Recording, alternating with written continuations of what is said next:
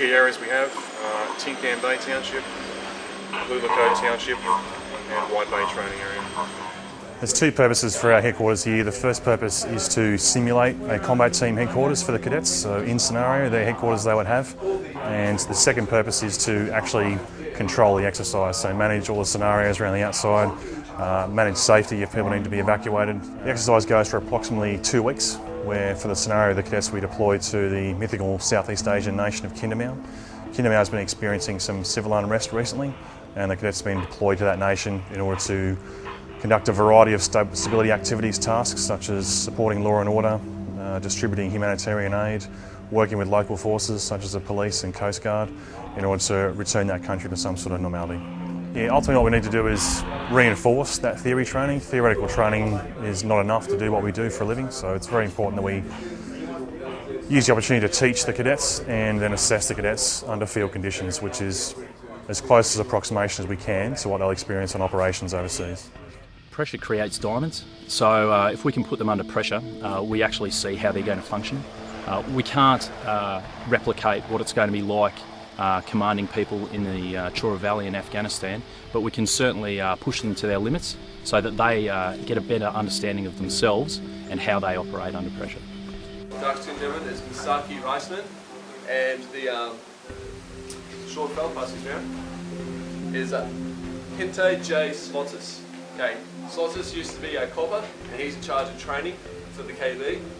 Misaki, he again helps out with distribution of weapons and ammunition throughout the AO. The main place that we're looking at for this operation is 46 Emperor Street.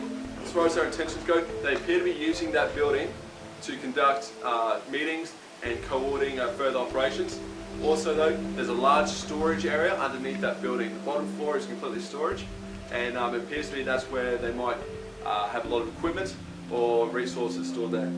So yesterday afternoon we conducted a cordon search on a house. We suspected that there were enemy in there. Yep, Coops and Finn, just secure around each corner of the building. Finn, you there? Where's Dale?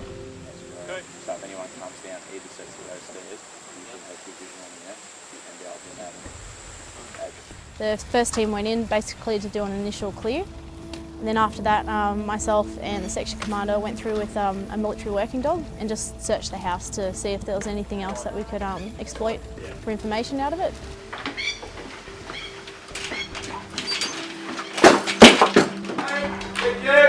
start going through.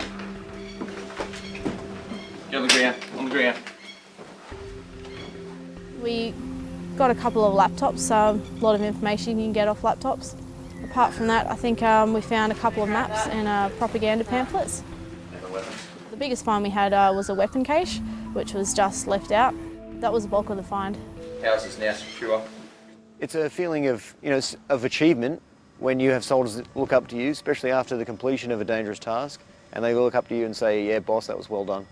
The training here has prepared me for anything that could be thrown at me pretty much, or at least given me the skills that I could use. So leading troops would just be another stepping stone pretty much, like actually doing the job that I've trained for.